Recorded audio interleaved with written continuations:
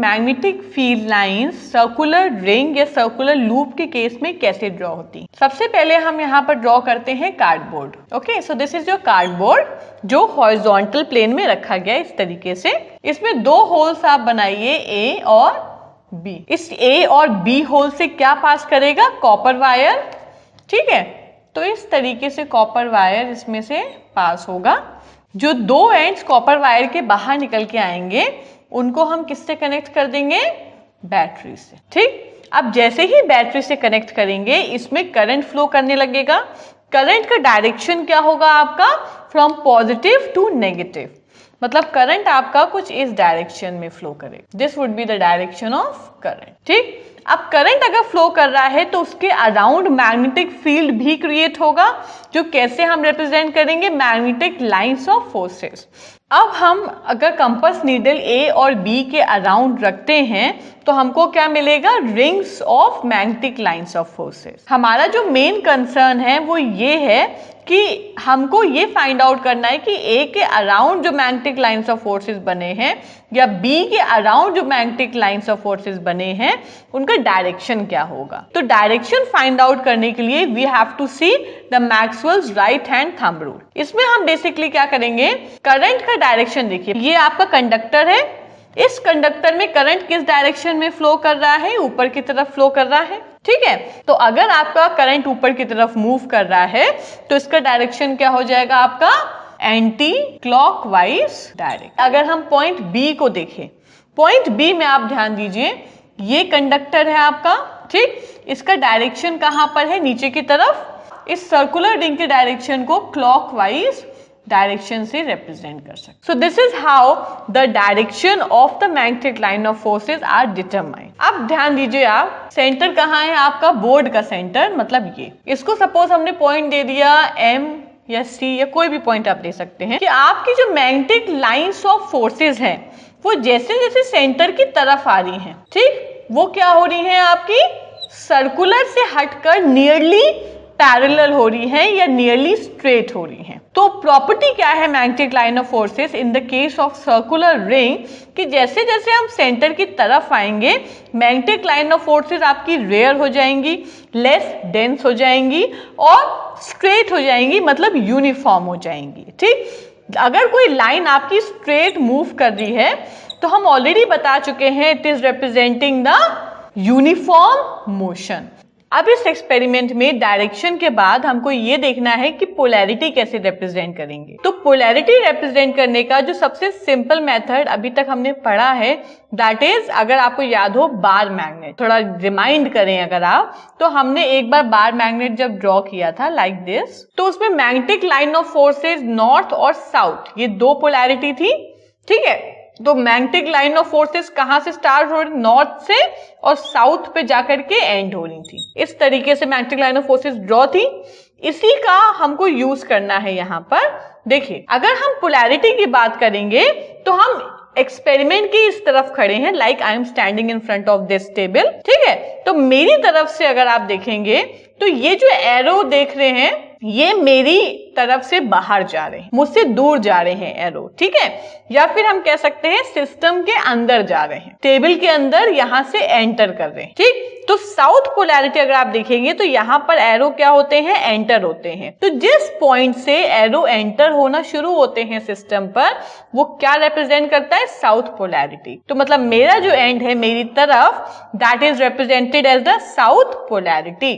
तो आप क्या लिख देंगे? ये वाला एंड बाहर की तरफ, that is on my side, it is your south polarity. अब अगर आप टेबल की इस तरफ खड़े हैं यहां पर कहीं, ठीक, तो आप देखिए जो एरो है ये आपकी तरफ आ रहे हैं, मतलब एरो यहां से शुरू हो रहे हैं बाहर निकलना, टेबल से बाहर निकलना। तो नॉर्थ पोलैरिटी पर अगर आप ध्यान दें तो यहां से एरो देखिए बाहर निकलना है। तो जिस पोलैरिटी से एरो या मैग्नेटिक लाइन ऑफ फोर्सेस बाहर निकलते हैं उस पॉइंट को हम कहते हैं नॉर्थ पोलैरिटी। तो ये वाला जो पॉइंट है ये क्या हो गया आपका? North polarity. अब इसी को रिप्रेजेंट करने के लिए एक नया रूल बनाया गया है जिसको हम बोलते हैं clock face rule. Now let's start with the clock face rule. ठीक, जिस फेस पर आपको क्लॉकवाइज रिप्रेजेंटेशन दिखेगा that is your south polarity, और जिस फेस पर आपको एंटी क्लॉकवाइज डायरेक्शन दिखेगा that is your north polarity. ठीक, किस तरीके से देखिए रिप्रेजेंट किया जाता है इसको। ये क्या है, कॉपर कॉइल। अभी हमने जस्ट देखा सर्कुलर कॉपर कॉइल बनाया।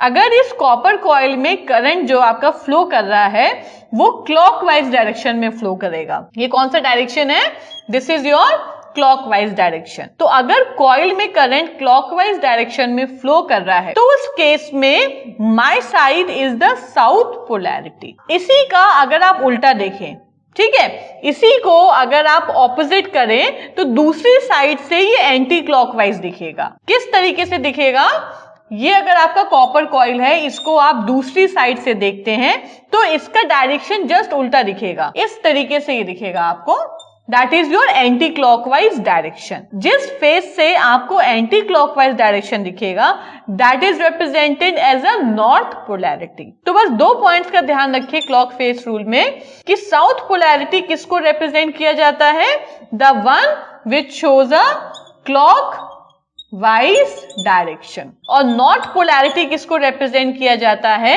The one which shows the anti clockwise direction. अगर आप इस लूप के अंदर एस बनाइए तो एस किस तरीके से बनता है, इस तरीके से बनता है। आपको क्या करना है कि एस के जो 2 एंड हैं उसमें एरो बना दीजिए। एस का एक ये एंड है जो ओपन है तो यहाँ पर हमने एरो बनाया, एस का दूसरा एंड जो ये ओपन है यहाँ पर एरो बनाया। तो आप ध्यान दीजिए एस का ये जो एरो है वो किस तरफ रिप्रेजेंट कर रहा है, क्लॉकवाइज मूवमेंट की तरफ रिप्रेजेंट कर रहा है। ये इधर जा रहा है, वो ऊपर जा रहा है, तो it is representing a clockwise movement. तो जब भी क्लॉकवाइज मूवमेंट बनता है तो क्या बनता है, S, that is a south polarity. Same ऐसे ही आप एन बनाइए। ठीक, अब अगर इसके अंदर आप एन बनाते हैं तो एन के भी जो दोनों एंड है वहां पर एरो ड्रॉ कर दीजिए। ये एरो यहां पर आपने ड्रॉ किया, ये एरो यहां पर ड्रॉ किया। अब आप देखिए ये एरो किस तरफ मूव कर रहे हैं, ये एरो आपका इस तरफ मूव कर रहा है और ये इधर मूव कर रहा है। तो ये कौन सा डायरेक्शन रिप्रेजेंट कर रहा है, anti clockwise. Solenoid is basically made up of a coil which is wrapped in the form of helix. ठीक है, अगर आप कोई कॉपर वायर लेते हैं उसको अगर आप इस तरीके से रैप करेंगे कि वो हेलिक्स का शेप दे दे तो it represents a solenoid. Helix माने बेसिकली क्या होता है, the shape of a spiral. ठीक है, या फिर हम कह सकते हैं the shape of a spring. आपने स्प्रिंग देखा होगा, उसमें इस तरीके से मूवमेंट होते हैं, टर्न्स होते हैं, उसको हम हेलिक्स शेप कहते हैं। तो अगर आप किसी वायर को उस तरीके का शेप देते हैं तो it is representing a solenoid. तो इस सोलेनॉइड में जब हम करंट पास करते हैं by means of a battery तो उस करंट के फ्लो करने की वजह से उसके अराउंड मैग्नेटिक अफेक्ट क्रिएट होता है और मैग्नेटिक अफेक्ट की वजह से मैग्नेटिक फील्ड क्रिएट होता है। ये जो मैग्नेटिक फील्ड क्रिएट होता है या magnetic line of forces create होता है it is similar to that of a bar magnet. जैसे आपने बार मैग्नेट में magnetic line of forces draw की थी, सेम वैसे ही magnetic line of forces solenoid के केस में भी ड्रॉ होती हैं। तो चलिए हम देखते हैं सोलेनॉइड बेसिकली क्या होता है। सोलेनॉइड में आप कॉपर वायर में इस तरीके से टर्न्स अगर बनाते हैं तो this is representing a solenoid. Solenoid में अगर हम करंट पास कर दें by means of a battery तो जब ये करंट आपका पास होगा तो इस स्पाइरल बाइंडिंग के थ्रू भी पास होगा तो इसके अराउंड मैग्नेटिक अफेक्ट जनरेट होगा या फिर magnetic lines of forces generate होंगे। It is similar to that of a bar magnet जैसा कि मैंने बताया।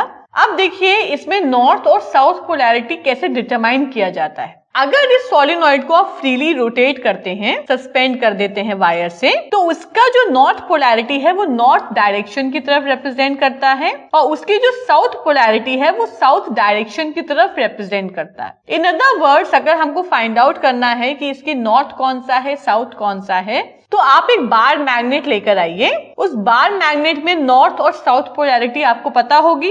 तो अगर हम उस बार मैग्नेट को सपोज एक एंड पर लेकर आए, इसका जो एक एंड है उसके पास हम बार मैग्नेट को लेकर आए, सपोज करिए उसकी नॉर्थ पोलैरिटी लेकर आए। अगर हमको उस पोलैरिटी में रिपल्शन फाइंड आउट हो रहा है तो इसका मतलब है कि यहाँ पर कौन सी पोलैरिटी है, नॉर्थ पोलैरिटी। तो आप रिप्रेजेंट कर देंगे इसको एन से। अब इसी बार मैग्नेट को उठा करके आप इस एंड पर ले आइए, ठीक, और नॉर्थ पोलैरिटी आपकी शो हो रही है इस बार मैग्नेट में। अब अगर ये नॉर्थ पोल है तो ऑब्वियस सी बात है ये साउथ पोल होगा और आपको क्या फील होगा, अट्रैक्शन। ठीक, तो इस तरीके से आप इसकी नॉर्थ और साउथ पोलैरिटी सोलेनॉइड की फाइंड आउट कर सकते हैं। अब हम ड्रॉ करते हैं मैग्नेटिक लाइंस ऑफ फोर्सेस। तो मैग्नेटिक लाइन ऑफ फोर्सेस कैसे ड्रॉ होती हैं, नॉर्थ से स्टार्ट होती हैं और साउथ पे जाकर के एंड होती हैं। सेम ऐसे ही नॉर्थ से स्टार्ट होंगी और साउथ पे जाकर एंड होंगी। अगर आप कई सारे magnetic line of forces draw करते हैं तो इट लुक्स लाइक सेम ऐसे ही यहां पर एंड यहां। ठीक, तो ये आपने कहां पर देखा था? बार मैग्नेट के केस में देखा था। अगर आप फिर से पोलैरिटी शो करते हैं तो कुछ इस तरीके से आपका डायग्राम बनेगा। साउथ में अगर आप पोलैरिटी शो करते हैं तो क्या होगा?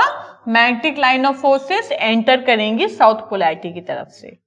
तो नॉर्थ पोलैरिटी और साउथ पोलैरिटी की तरफ मैग्नेटिक लाइन ऑफ फोर्सेस बहुत डेंस होती हैं, बीच में आकर मैग्नेटिक लाइन ऑफ फोर्सेस बहुत लाइट हो जाती हैं या फिर रेयर हो जाती हैं। अगर हम इसके सेंटर पे बात करें तो मैग्नेटिक लाइन ऑफ फोर्सेस क्या होंगी आपकी? पैरेलल या फिर स्ट्रेट लाइन, जैसे कि बार मैग्नेट में हमने देखा था। स्ट्रेट लाइन का मतलब क्या हो गया? यूनिफॉर्म मैग्नेटिक फील्ड, हर पॉइंट पर सेम मैग्नेटिक फील्ड मिलेगी। This is called uniform magnetic field. तो इस तरीके से कुछ इसका डायग्राम बनेगा in the case of solenoid. अब कुछ इंपॉर्टेंट पॉइंट्स हैं आपके सोलेनॉइड के, किस पर डिपेंड करेगा? ये डिपेंड करता है नंबर ऑफ टर्न्स, मतलब इसके जो टर्न्स अगर आप बढ़ा देंगे तो इसके अराउंड जो मैग्नेटिक इफेक्ट क्रिएट हो रहा है वो बढ़ जाएगा। दूसरा डिपेंड करता है करंट पर, जो करंट फ्लो कर रहा है इस कॉपर वायर में, अगर इस करंट को आप इंक्रीज कर देंगे तो ये जो मैग्नेटिक इफेक्ट क्रिएट हो रहा है वो भी इंक्रीज हो जाएगा।